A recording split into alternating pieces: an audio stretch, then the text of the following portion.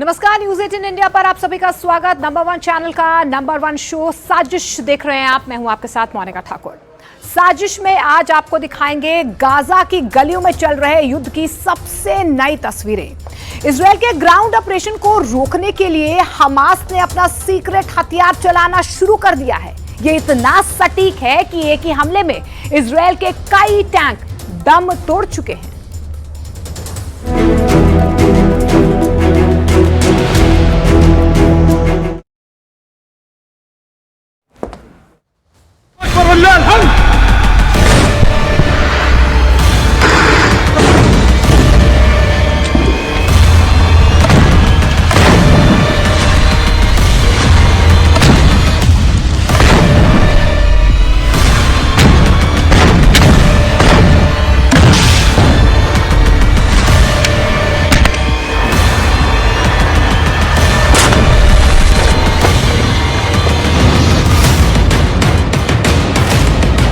Hamas के इस video ने तेल अवीव से लेकर वॉशिंगटन डीसी तक हड़कंप मचा दिया है।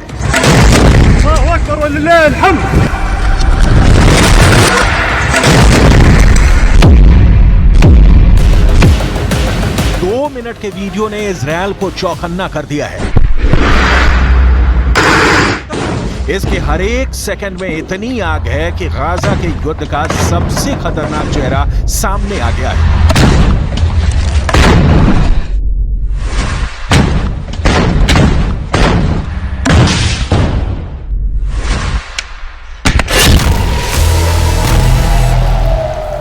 इजरायल में माना जा रहा है कि अगर हमास के इस खतरे से नहीं निपटा तो गाजा में उसे हार का सामना करना पड़ सकता है।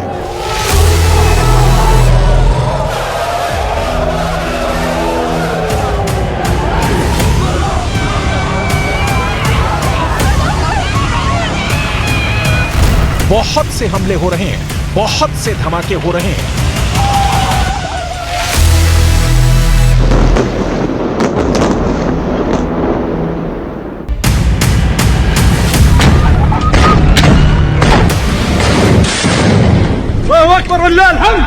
इजरायल के टैंकों और बख्तरबंद गाड़ियों को हमास चुन चुन कर मार रहा है।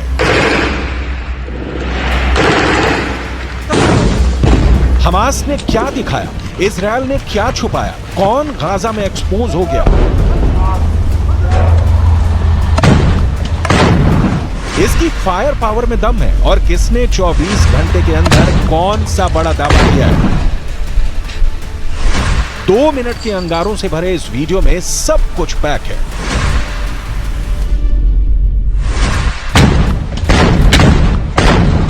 आग बहुत ज्यादा है। कौन कितनी लाशें गिरा रहा है?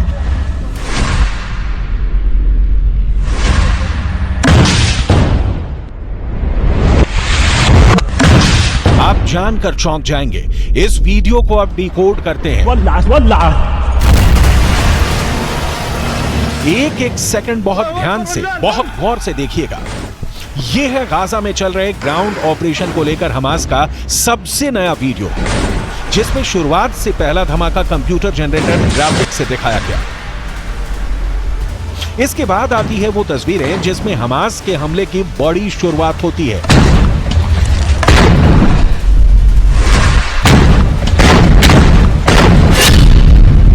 खंडर बन चुके गाजा की एक इमारत से दिखाई देता है इजरायल का मरकावा टैंक। हमास मोर्चा संभालता है और फिर छुप कर फायर करता है यासीन रॉकेट। रॉकेट फायर करते ही हमास का यह दस्ता दूसरे कोने पर भागते हुए पहुंचता है। एक टूटे हुए दरवाजे के बाहर रॉकेट ताना जाता है और फिर वहां खड़े इजरायल के एक टैंक पर यासीन एंटी टैंक रॉकेट दाग दिया जाता है। तीसरा हमला भी आड़ से किया जाता है। टारगेट पर इजरायल का टैंक है और हमला भी यासीन रॉकेट से किया जाता है। कुछ ही दिनों के अंदर हमास का यह रॉकेट पूरी दुनिया में चर्चा का मुद्दा बन गया है। चौथा हमला सड़क के पास खड़ी एक नेमर बख्तरबंद गाड़ी पर किया जाता है। इसमें 9 सैनिक बैठते हैं, इसलिए नुकसान का अंदाजा लगाइए।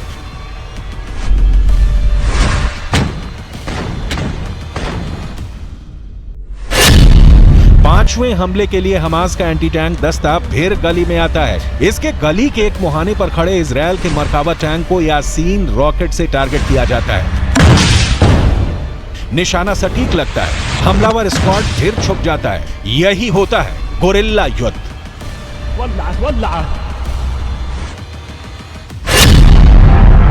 छठे हमले के लिए फिर यासीन रॉकेट से निशाना साधा जाता है। रोड की दूसरी तरफ एक मरकाबा टैंक खड़ा है और फिर धमाका एक दूसरे कैमरे से रिकॉर्ड किया जाता है। सातवां टैंक बहुत ही खतरनाक है। हमास का एंटी टैंक दस्ता फिर से नेमर बख्तरबंद गाड़ी से टारगेट करता है। दूसरी सिर्फ 20 से 25 मीटर। ऐसे हमले इजरायल को बहुत गहरे जख्म दे रहे हैं। हमास छुप कर हमला कर रहा है और इजरायल के पास इसे काउंटर करने के लिए गाजा में और गहरा जाने के अलावा कोई रास्ता नहीं। आठवां हमला एक बुलडोजर पर होता है। ये है इजरायल का बख्तरबंद बुलडोजर B9। हमास इस पर रॉकेट से वार नहीं करता, बल्कि इस पर पेट्रोल डालकर आग लगा देता है।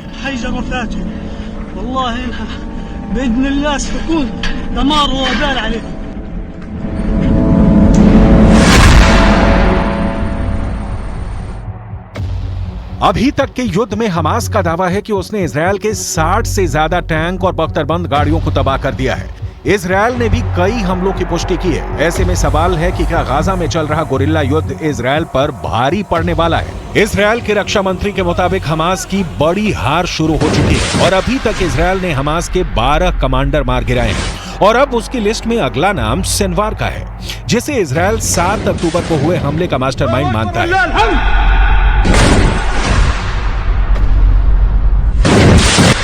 המסגרות האלה הולכות ומתכרסמות, הולכות ומתפרקות כתוצאה מהפעולה הנחושה של לוחמי צה"ל.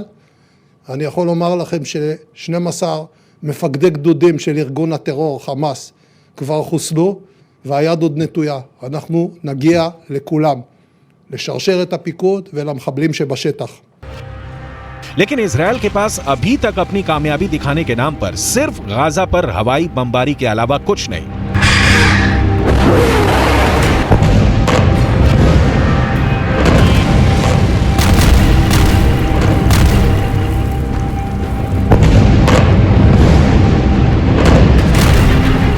जबकि हमास जो वीडियो जारी कर रहा है उसमें इजरायल के टैंक फटते हुए साफ नजर आ रहे हैं। इन सब हमलों में हमास का यासीन रॉकेट इजरायल के लिए बहुत बड़ा खलनायक बनकर उभरा है।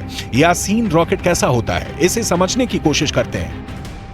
ये रॉकेट एक तरह से आरपीजी यानी कि रॉकेट प्रोपेल्ड ग्रेनेड का ज्यादा खतरनाक वर्जन है, ज्यादा डेंजरस है और ये है यासीन 105 रॉकेट, जो कि रशिया के भी PG-7VR की नकल कहा जाता है, यानी कि उससे भी ज्यादा खतरनाक कहा जाता है इसे। लेकिन इस रॉकेट की खासियत क्या है? इस रॉकेट में 2 स्टेज वॉरहेड लगे होते हैं, यानी कि इसमें 2 जगह विस्फोटक होते हैं, एक यहां एक यहां। अब समझिए ये क्या काम करते हैं। इन्हें सबसे पहले तो आप ये जानिए कि टैंडम वर्जन कहा जाता है, यानी कि एक विस्फोटक इसमें आगे लगा होता है ठीक इस जगह पे, वहीं दूसरा विस्फोटक पीछे की तरफ 105 मिलीमीटर के दायरे में होता है और टैंक में जो एक्सप्लोजिव रिएक्टिव आर्मर यानी कि एरा जो कवच होता है, पहला जो विस्फोटक यहां लगा होता है उसे भेदने का काम करता है, जिसके बाद 105 मिलीमीटर वाला वॉरहेड बड़ा ब्लास्ट करता है और फिर तहस नहस तबाही ला देता है और ये किसी भी टैंक की बख्तर को आसानी से भेद सकता है। एक बार ये वॉरहेड टैंक में घुसता है तो समझ लीजिए कि अंदर जो भी होगा वो जल जाएगा, उसके चिथड़े उड़ जाएंगे, उसके बचने की कोई उम्मीद नहीं होती है। और इसी रॉकेट से 7 अक्टूबर को जब हमास ने इजराइल के टैंक पर हमला किया था तो फिर उस बाद अंजाम क्या था हम सभी ने देखा था। हमास के गोरिल्ला युद्ध में सुरंगों का इस्तेमाल हो रहा है। हमास के एंटी टैंक दस्ते सुरंगों से निकलकर इजरायल के टैंकों पर विस्फोटक फिट करने लगे हैं। ये बात इजरायल को बहुत परेशान कर रही है। ऐसे ही एक वीडियो में हमास का एंटी टैंक दस्ता इजरायल के एक मरकाबा टैंक पर विस्फोटक लगाकर आ जाता है।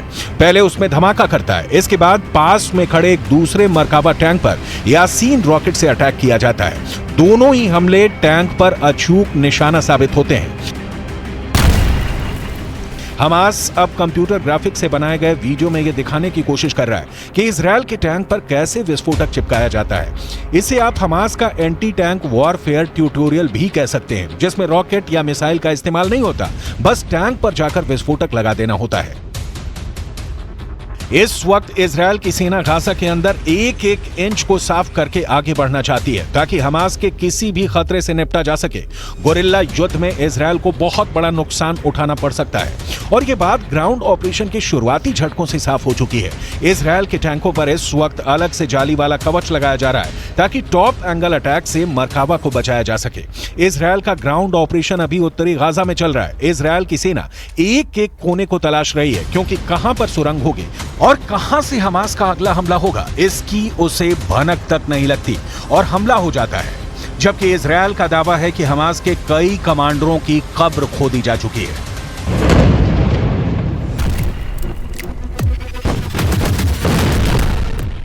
סופגים מכות קשות ואנחנו מפרקים גדוד אחרי גדוד.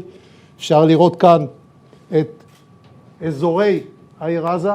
בכל מקום כזה, בכל ריבוע כזה, יש לפחות מסגרת גדודית או פלוגתית. המסגרות האלה הולכות ומתכרסמות, הולכות ומתפרקות כתוצאה מהפעולה הנחושה של לוחמי צה"ל. אני יכול לומר לכם हमास के नए नए वीडियो आ रहे हैं जिसमें गली मोहल्लों से युद्ध दिखाया जा रहा है। हर जगह यासीन रॉकेट ही हमास का सबसे सटीक हथियार साबित हो रहा है। इस वीडियो में भी हमास के एंटी टैंक दस्ते अचानक सामने आते हैं और खंडहर बन चुकी इमारतों से इजरायली टारगेट पर यासीन रॉकेट दाग देते हैं।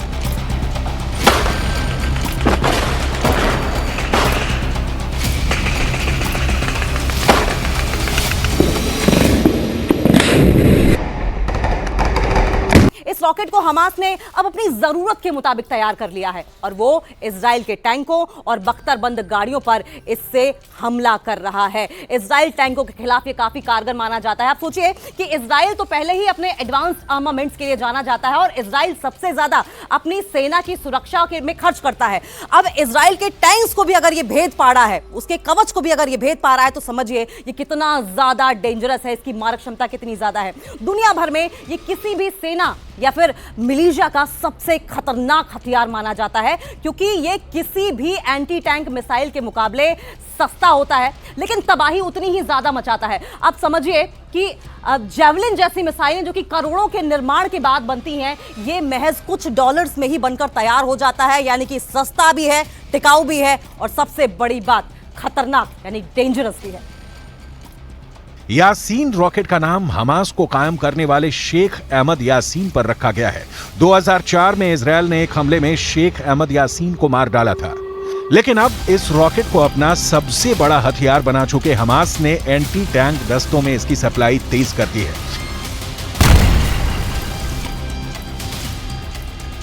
यही वजह है कि गाजा का गोरिल्ला युद्ध शुरुआत के साथ ही बहुत ही खतरनाक स्टेज में पहुंच चुका है। इजरायल की लगातार बमबारी के बीच हमास के पास इस वक्त सड़कों पर लड़ने के लिए इससे बेहतर हथियार नहीं है। ये बात इजरायल भी जानता है और उसके सामने इस रॉकेट का तोड़ निकालना बहुत बड़ा चैलेंज बन चुका है।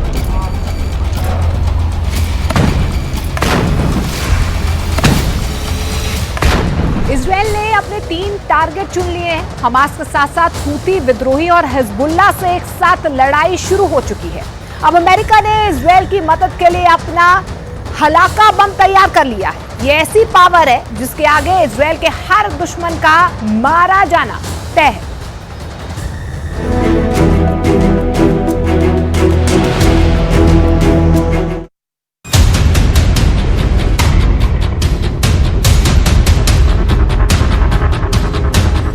इजरायल के पास सारे संसाधन हैं।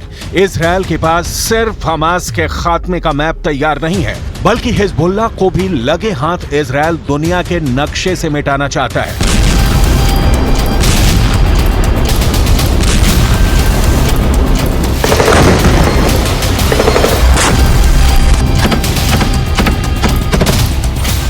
ये बहुत बड़ा प्लान सिर्फ इजरायल के प्रधानमंत्री बेंजामिन नेतन्याहू का नहीं है। इस प्लान में अमेरिका के राष्ट्रपति जो बाइडेन भी शरीक हैं। प्लान को बहुत गौर से समझिए क्योंकि यही तय करने वाला है इजरायल युद्ध का अंजाम। इस नक्शे को बहुत गौर से देखिए। इजरायल की सुरक्षा पर अमेरिका ने अपनी नेवी का पहरा बैठा दिया है। इजरायल के उत्तर में भूमध्य सागर में उसका एयरक्राफ्ट कैरियर जेराल्ड फोर्ड खड़ा है। ये जेराल्ड फोर्ड हिजबुल्लाह के हमले को रोकने और जरूरत पड़ने पर उस पर अटैक करने के लिए तैनात है। अब सीधे स्वेज नहर से आगे लाल सागर में आइए। लाल सागर में अमेरिका ने एयरक्राफ्ट कैरियर आइजनहावर तैनात किया है। ये परमाणु बम से लैस युद्धपोत यमन के हूथी विद्रोहियों की मिसाइलों को नाकाम बनाएगा, जो यमन से इजरायल की ओर हूथी फायर कर रहे हैं।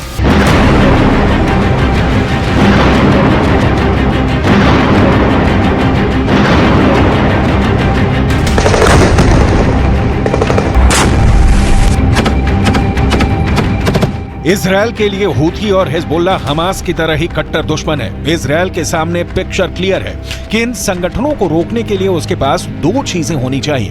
पहला अमेरिका और दूसरा उसके पास अत्याधुनिक हथियार। इजरायल के पास इस वक्त दोनों मौजूद है। अमेरिका, ब्रिटेन, फ्रांस जैसी शक्तियां इजरायल के साथ खुलकर खड़ी हैं। आपको आगे बताएंगे कि लाल सागर और इजरायल का कनेक्शन क्या है, लेकिन उसके पहले लाल सागर में उतरे अमेरिका के महाविनाशक एयरक्राफ्ट कैरियर आइजनहावर की डिटेल। आइजनहावर स्ट्राइक किस्म का युद्धपोत है जो परमाणु हथियार, अत्याधुनिक फाइटर जेट और रेडार सिस्टम से लैस है। अमेरिका के इसके जरिए यमन के हूथी विद्रोहियों को चेताने की कोशिश है। हूथी विद्रोहियों के साथ ईरान के सामने अमेरिका क्लियर कर रहा है कि इधर ईरान आंख उठाकर भी नहीं देखे। आइजनहावर युद्धपोत पहले भूमध्य सागर में तैनात था, लेकिन लाल सागर में अब इसकी तैनाती रहेगी। दरअसल यमन से हूथी विद्रोहियों की तरफ से लाल सागर के रास्ते ही इजराइल के दक्षिणी भाग पर हमला किया जा रहा है और अमेरिका का यह युद्धपोत इन मिसाइलों को इंटरसेप्ट कर उन्हें नष्ट कर देगा। दरअसल अमेरिकी युद्धपोत की तैनाती लाल सागर में इजराइल को यह गारंटी देने के लिए भी है कि अमेरिका इजराइल की रक्षा के लिए समंदर, आसमान और जमीन हर तरफ मौजूद है। अमेरिका के लिए हमास या हिजबुल्लाह को खत्म करना उसका मकसद कतई नहीं है। अमेरिका का मकसद है ईरान को हस्तक्षेप से रोकना, तुर्की को इजरायल युद्ध की जमीन से दूर रखना, सऊदी अरब को इसमें भूमिका नहीं तलाशने की सलाह देना। अमेरिका ऐसे ही कामों के दम पर खाड़ी पर अपना वर्चस्व बनाए रखना चाहता है। इजरायल जैसे देश अमेरिकी दोस्ती निभाने के लिए मजबूर हैं, क्योंकि उन्हें तो एक दो नहीं, पूरे 22 अरब देशों से एक साथ भी निपटना पड़ सकता है। अमेरिका इस काम में इजरायल के बखूबी साथ निभा रहा है। पिछले महीने लाल सागर में यमन से आई मिसाइलों को भी अमेरिकी युद्धपोत यूएसएस कार्नी ने ही इंटरसेप्ट और ध्वस्त किया। युद्धपोत यूएसएस कार्नी एक डिस्ट्रॉयर है। इसका इस्तेमाल हवाई हमले रोकने या पानी और जमीन पर हमले के लिए होता है। ये 1991 से अमेरिकी वायुसेना में सेवा दे रहा है। इस पर हमेशा 329 नौसैनिक तैनात रहते हैं और इसकी रफ्तार है 55 किलोमीटर प्रति घंटा।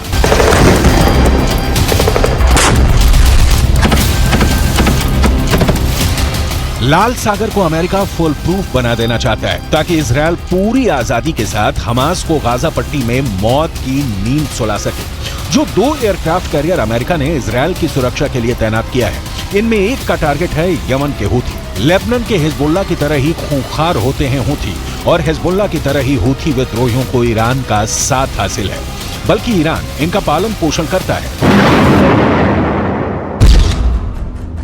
हूथी पश्चिमी एशिया के देश यमन का एक विद्रोही गुट है। यमन के 1/3 इलाके पर हूथियों का कब्जा है। हूथी विद्रोहियों में ज्यादातर शिया समुदाय के लोग हैं। हूथी विद्रोहियों के पास 1,80,000 से लेकर 2 लाख की सेना है। हूथी विद्रोहियों को ईरान हथियार और पैसे से मदद करता है।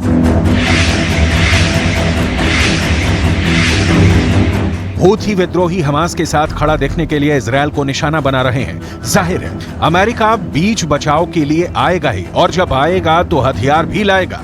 अमेरिकी युद्धपोत आइजनहावर की क्षमता आपको जरूर देखनी चाहिए, क्योंकि तभी आपको यह क्लियर हो पाएगा कि यह युद्धपोत आखिर हूती विद्रोहियों से इजराइल को बचा पाने में कितना सक्षम है। इसकी खासियत क्या क्या है, कितना यह ताकतवर है, यह जानिए। आइजनहावर निमित्ज क्लास एयरक्राफ्ट कैरियर है, यह समझिए। निमित्ज क्लास एयरक्राफ्ट कैरियर है और अमेरिका की ओर से पहले ही इजराइल भेजा जा चुका है। मतलब कि यह कि यूएसएस आइजनहावर परमाणु ऊर्जा से भी लैस है।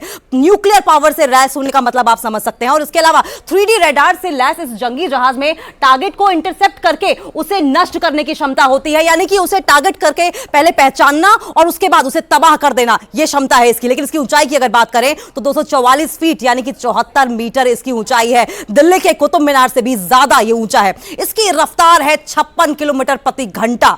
आइजनहोवर पर एडवांस फाइटर जेट तैनात हैं और इसीलिए इसे बहुत ज्यादा ताकतवर माना जाता है। युद्ध विमान वाहक पोत कहा जाता है, एयरक्राफ्ट कैरियर कहा जाता है। इस पर 56 फाइटर जेट और हेलीकॉप्टर भी तैनात किए जा सकते हैं और यह वही वॉरशिप है जिसने खाड़ी युद्ध में अहम भूमिका निभाई थी। आइजनहोवर आज से नहीं 1977 से अमेरिकी नौसेना में तैनात है और अब अमेरिका इजराइल को कई आइजनहोवर भेजकर इजराइल की ताकत बढ़ाने में लगा हुआ है।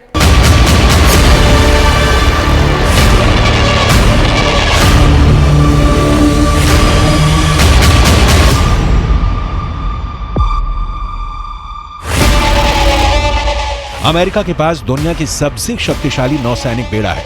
अमेरिका इसकी ताकत का एहसास पूरी दुनिया को कराता रहा है। इजरायल के साथ अमेरिका के खड़ा नहीं होने की दशा में इजरायल का अस्तित्व बच पाएगा कहना मुश्किल है, क्योंकि इजरायल पर ईरान जैसे देशों की गिद्ध दृष्टि जमी रहती है। ईरान जैसे देश अब तक कबूल नहीं कर पाए हैं कि अरबों के बीच एक यहूदी देश बसा है। यही कारण है कि हमास और हिजबुल्लाह जैसे संगठनों को खाद पानी देकर ईरान उन्हें पालता रहा है और यही वजह है कि अब अमेरिका अपनी हैसियत दिखा रहा है।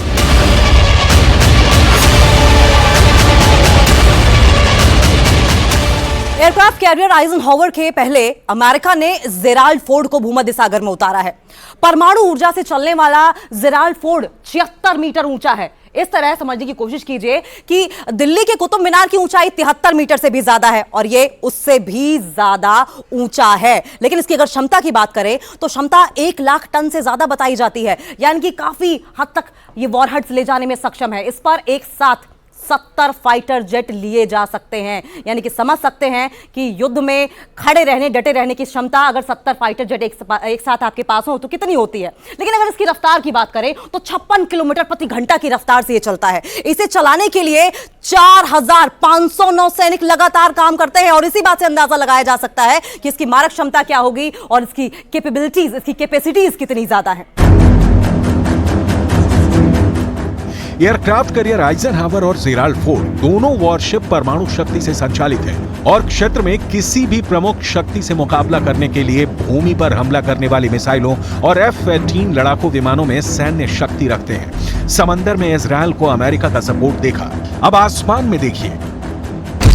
F-16 2400 किलोमीटर प्रति घंटा की रफ्तार से उड़ते हुए इतनी मिसाइलें और बम बरसा सकता है कि जमीन पर तबाही मच जाए। इतनी तेज स्पीड से उड़ने के बावजूद F-16 लड़ाकू विमान का निशाना बाज की तरह सटीक होता है। यहां तक कि रात के अंधेरे में भी। और तो और अमेरिका की वायुसेना यह भी दावा करती है कि उसका F-16 किसी भी मौसम और किसी भी वक्त में उसका साथ नहीं छोड़ता।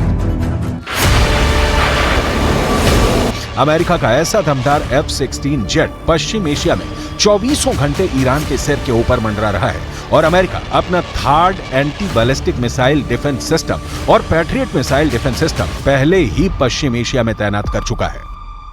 हमास या हिजबुल्लाह की लाख कोशिशों के बावजूद इजराइल इनसे अकेले निपटने में सक्षम है, लेकिन ईरान और कतर जैसे देश अगर हमास को बचाने उतरते हैं तो क्या होगा। अमेरिका इसी की तैयारी में जुटा हुआ है, लिहाजा वो इजराइल को खुलकर सपोर्ट कर रहा है, चाहे वो हथियार हो, एयरक्राफ्ट कैरियर हो या फिर F-16 जैसे लड़ाकू जहाज। इजराइल के लिए अमेरिका ने अपने सारे संसाधन खोल रखे हैं।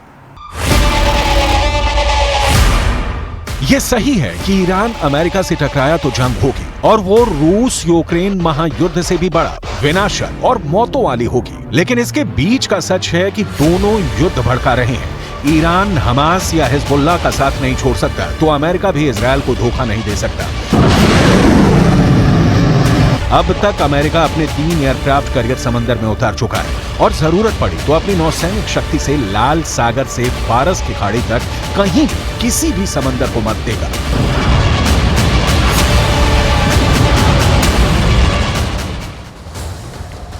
इजरायल के एक मंत्री ने कहा है कि गाजा पर परमाणु बम गिरा देना चाहिए। इस धमकी के बाद पूरी दुनिया के होश उड़ गए हैं। वहीं रूस ने कुछ ऐसा कर दिया है जिससे इजरायल के साथ साथ अमेरिका भी बेचैन हो गया है, क्योंकि अब इजरायल को लेकर दुनिया के सबसे बड़े बम की बात होने लगी।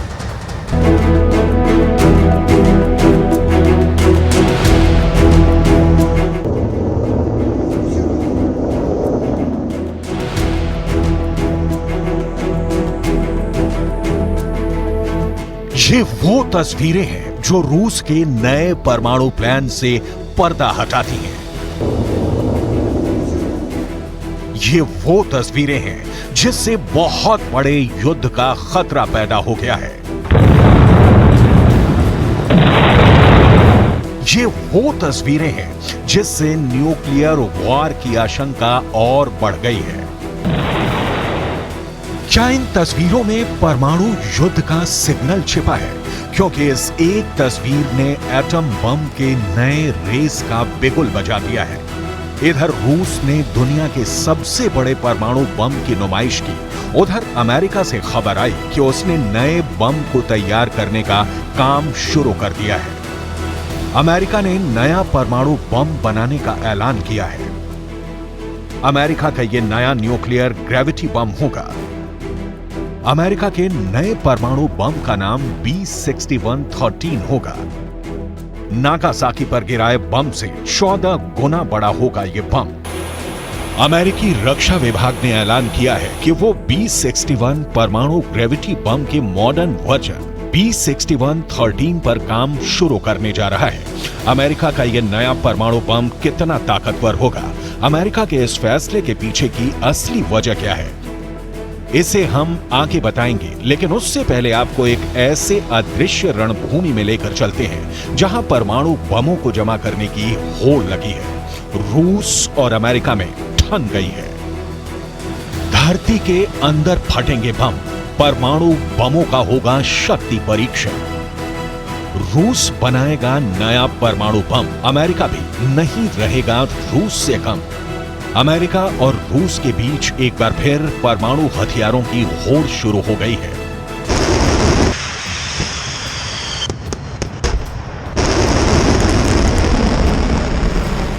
अमेरिका ने ऐसा फैसला किया है जिसके बाद पेंटागन का न्यूक्लियर प्रोजेक्ट आगे बढ़ जाएगा।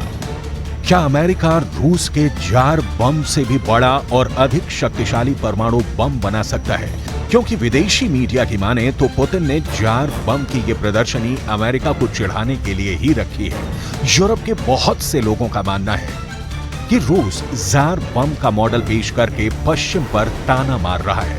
रूस और अमेरिका की न्यू स्टार्ट संधि सस्पेंड होने के बाद दुनिया के करीब 90% परमाणु बम रखने वाले इन दोनों देशों में एटमी रेस यानी परमाणु होड़ शुरू होने वाली है। एक रिपोर्ट के मुताबिक न्यू स्टार्ट संधि की गैर मौजूदगी में रूस और अमेरिका अपने परमाणु हथियारों को दोगुना कर सकते हैं। परमाणु बमों की लिमिट तय करने वाले करार को स्थगित कर व्लादिमीर पुतिन ने अपने इरादे पहले ही जता दिए हैं। Хочу сердечно поздравить с праздником военнослужащих, добровольцев, мобилизованных граждан, специалистов разных профессий, которые участвуют в специальной военной операции. Сейчас наши бойцы героически сражаются с неонацизмом, пустившим корни на Украине. कुछ दिनों पहले ही अमेरिका ने न्यू स्टार्ट समझौते के तहत अपने परमाणु हथियारों की जानकारी सार्वजनिक की थी।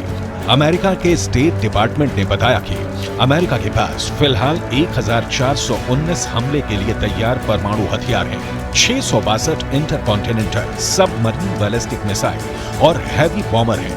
वहीं रूस ने 2023 में अपने परमाणु हथियारों की संख्या नहीं बताई है। न्यू स्टार्ट समझौते के तहत दोनों देशों ने तय किया था कि वो अपने पास 1550 से ज्यादा परमाणु हथियार और 700 से ज्यादा स्ट्रेटेजिक लॉन्चर नहीं रखेंगे, लेकिन लगता है कि अब बात बहुत आगे बढ़ गई है।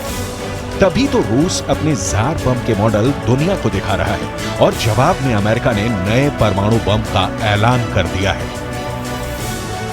रूस का दावा है कि उसके परमाणु शस्त्रागार में दुनिया के सबसे शक्तिशाली एटम बम है, ऐसा बम जिसका तोड़ दुनिया के किसी भी देश के पास नहीं है।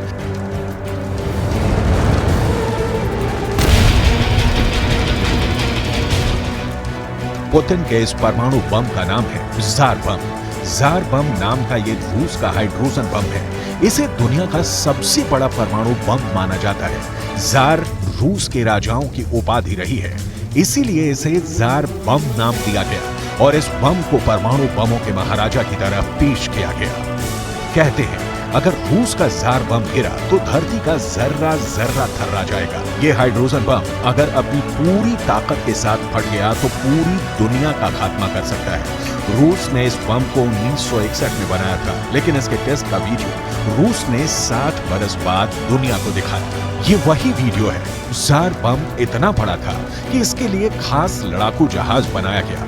परमाणु हथियार, खासकर परमाणु मिसाइलें लड़ाकू जहाजों में रखी जाती हैं, लेकिन जार बम इतना बड़ा था कि उसे विमान से पैराशूट के जरिए लटका कर रखा गया था।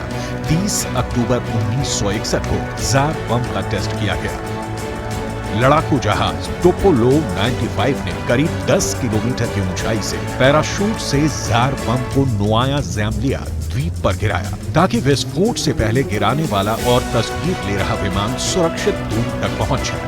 रूस के मुताबिक दोनों विमान 50 किलोमीटर दूर ही पहुंचे थे कि भयंकर विस्फोट हुआ। विस्फोट इतना भयंकर था कि पूरी दुनिया हिल उठी। दावा किया जाता है कि अमेरिका के लिटिल बॉय परमाणु बम से 3333 गुना शक्तिशाली है रूस का जार बम।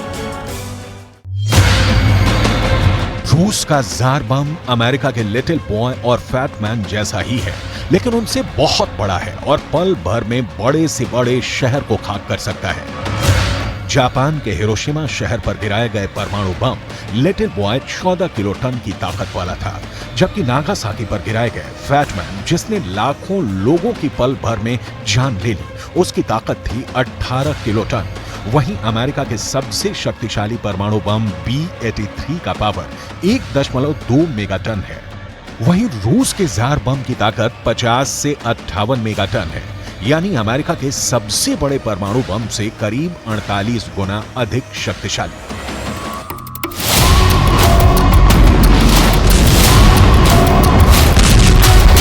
यही वजह है कि रूस ने जार बम का परीक्षण आर्कटिक समुद्र में नोवाया ज़ेम्लिया के ऊपर बर्फ में किया था, ताकि किसी भी तरह की आबादी से धमाके वाली जगह सैकड़ों हजारों किलोमीटर दूर हो।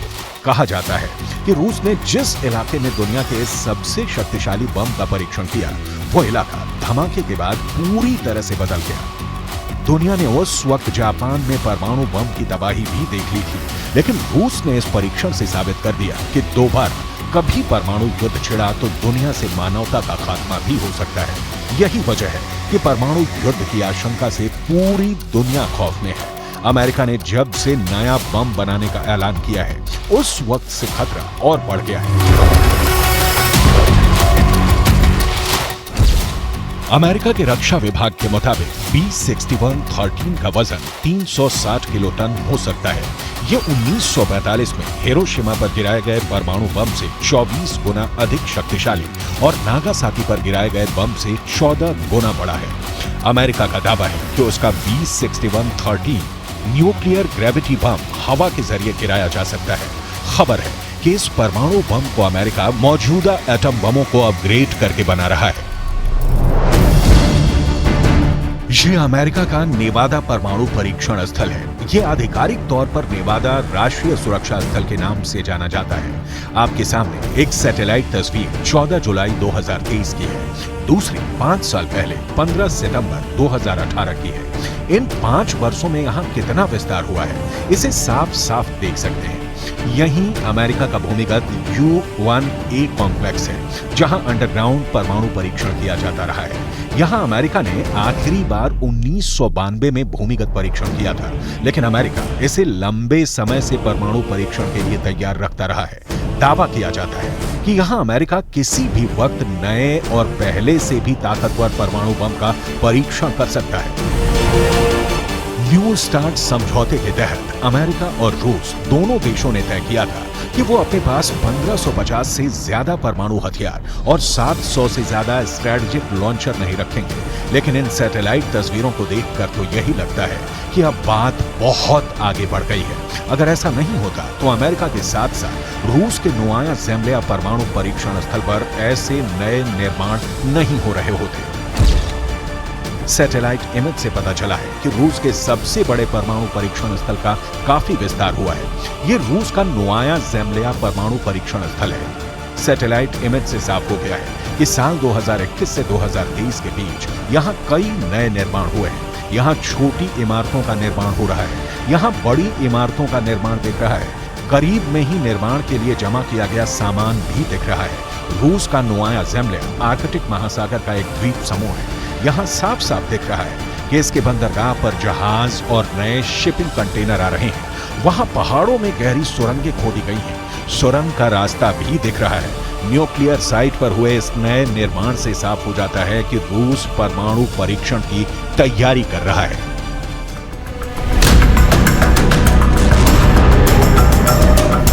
शुक्र है अभी रूस और अमेरिका के बीच परमाणु बम बनाने की होड़ लगी है।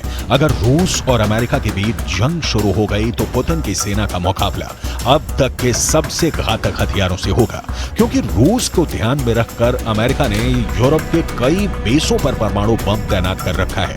मिसाइलें सेट हैं। ऐसे में अगर रूस और अमेरिका के बीच युद्ध छिड़ा तो उसकी विश्व युद्ध में बदलने में देर नहीं लगेगी। सवाल है, जिस परमाणु बम से दूसरे विश्व युद्ध का अंत हुआ था, क्या उसी परमाणु बम से तीसरे विश्व युद्ध की शुरुआत होने वाली है?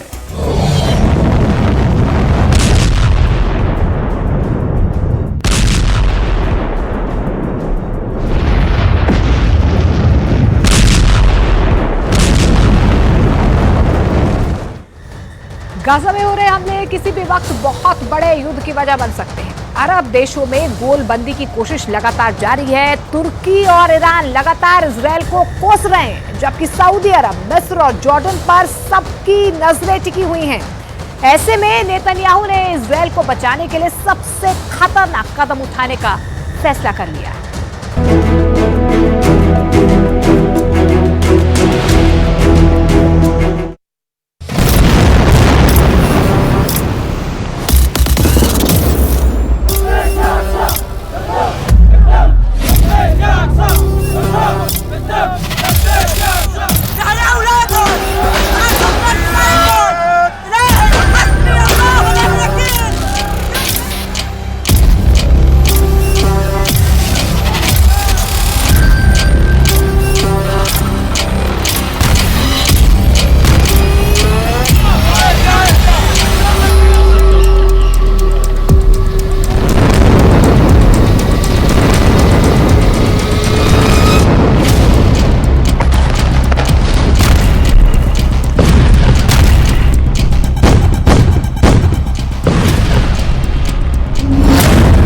इजरायली सेना को मार रहे 40,000 आत्मघाती।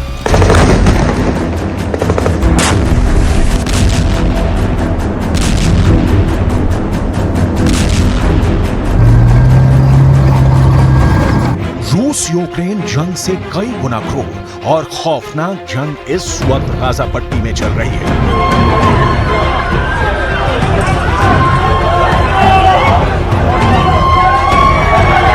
7 अक्टूबर से शुरू हुई जंग में बेशक हमास के 12 से ज्यादा टॉप कमांडर्स को इजरायली सेना ने मार दिया हो,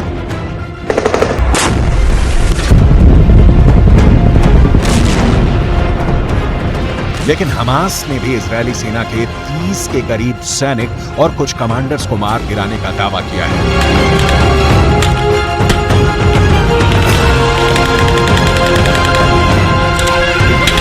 यहां तक कि हथियार और तकनीक के मामले में कमजोर समझे जाने वाले हमास ने सुरंग युद्ध में इजरायल की आईडीएफ को पूरी तरह से घेर लिया है।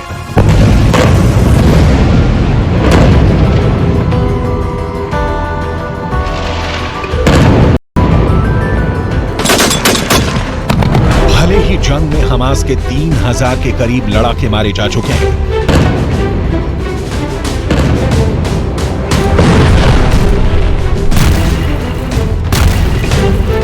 भले ही हमास के 35 के करीब टॉप और जूनियर कमांडर मारे गए हों, लेकिन अभी भी 500 किलोमीटर के एरिया में फैली हमास की 1300 सुरंगों में 40,000 से ज्यादा हमास के आत्मघाती लड़ाके इजरायली सेना पर बहुत बड़े हमले करने के लिए तैयार बैठे हैं। हमास के कई वीडियो में दिखाया गया है कि सुरंगों के जाल से निकलकर हमास के लड़ाकों ने इजरायली सेना, टैंक और भारी तोपखाने पर रॉकेट से घातक हमले किए हैं।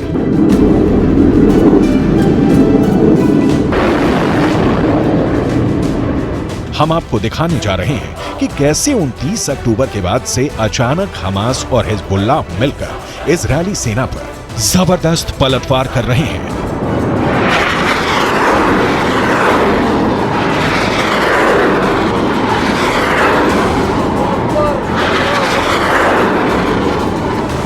हम आपको दिखाने जा रहे हैं कि कैसे इजराइल दावा कर रहा है कि गाजा की जंग अब हमास और हिजबुल्लाह कभी नहीं जीत पाएंगे। हम आपको दिखाने जा रहे हैं कि क्यों इजराइल के रक्षा मंत्री योव गैलेंट ने हमास के नंबर 2 कमांडर याह्या सिनवार की हत्या करने की कसम खाई है।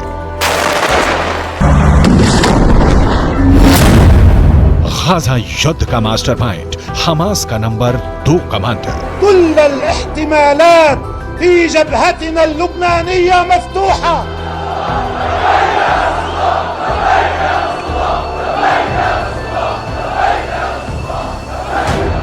ये बिल्कुल साफ हो चुका है, हमास और हिजबुल्लाह निश्चित तौर पर एक बार फिर से 7 अक्टूबर जैसा हमला इजराइल पर करने की जबरदस्त तैयारी कर रहे हैं।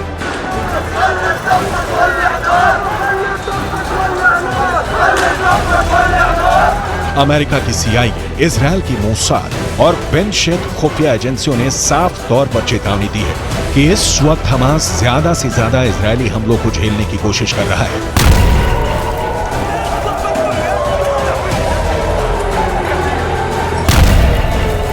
असल में हमास आने वाले दिनों में हिजबुल्लाह के साथ मिलकर इजराइल पर बड़े हमले की तैयारी कर चुका है।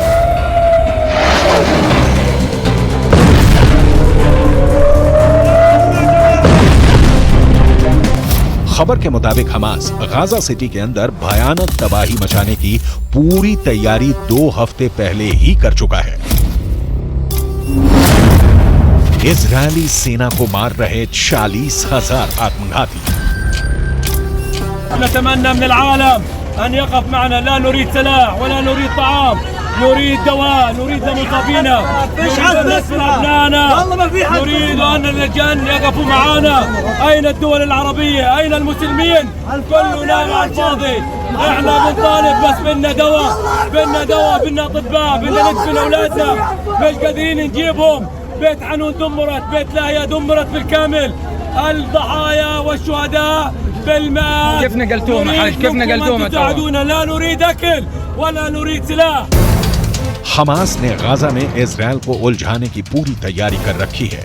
गाजा की सुरंगों में हमास ने इतने हथियार, खाना पानी और गोला बारूद जमा कर रखा है जिससे वो लंबे समय तक इजराइल का मुकाबला कर सकते हैं। हमास की कोशिश युद्ध को लंबा खींचकर इजराइल के ऊपर अंतर्राष्ट्रीय दबाव बढ़ाना है। हमास के सूत्रों के अनुसार हमास के पास लगभग 40,000 लड़ाके हैं जो कई सालों तक सैकड़ों किलोमीटर लंबी और 80 मीटर गहरी गढ़वाली सुरंगों में छिपे रह सकते हैं। हालांकि इजरायली सेना डंके की चोट पर कह रही है कि हमास के 2500 से ज्यादा ठिकाने तबाह किए जा चुके हैं, जबकि सुरंगों में 1700 से ज्यादा हमास के लड़ाके जिंदा ही दफन कर दिए गए हैं। इजरायल की यालोम विशेष लड़ाकू इंजीनियरिंग इकाई के सैनिक ने हमास की सुरंगों का सफाया बड़ी तेजी से करना शुरू कर दिया है। गाजा युद्ध का मास्टरमाइंड, हमास का नंबर 2 कमांडर। ואנחנו עושים את מה שנדרש. גדודי החמאס סופגים מכות קשות ואנחנו מפרקים גדוד אחרי גדוד. אפשר לראות כאן את אזורי העיר עזה. בכל מקום כזה, בכל ריבוע כזה, יש לפחות מסגרת גדודית או פלוגתית.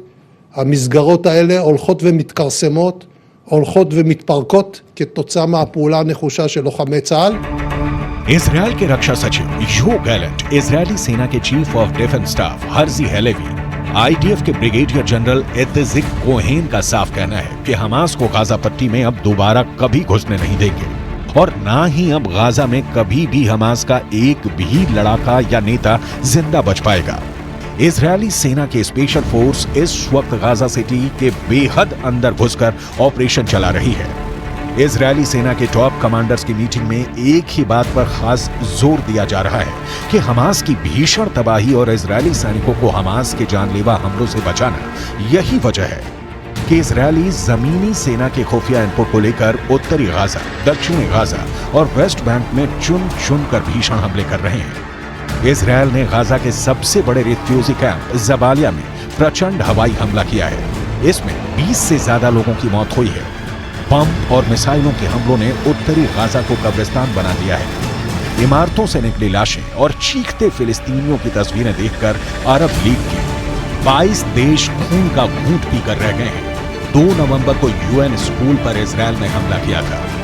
इसमें 27 फिलिस्तीनी मारे गए थे। इजरायल लगातार स्कूलों, अस्पतालों को निशाना बना रहा है, जहां फिलिस्तीनियों ने शरण ले रखी है। इजरायल का साफ कहना है कि हमास के लड़ाके इन जगहों पर छिपे हैं, इसलिए हमले कर रहे हैं।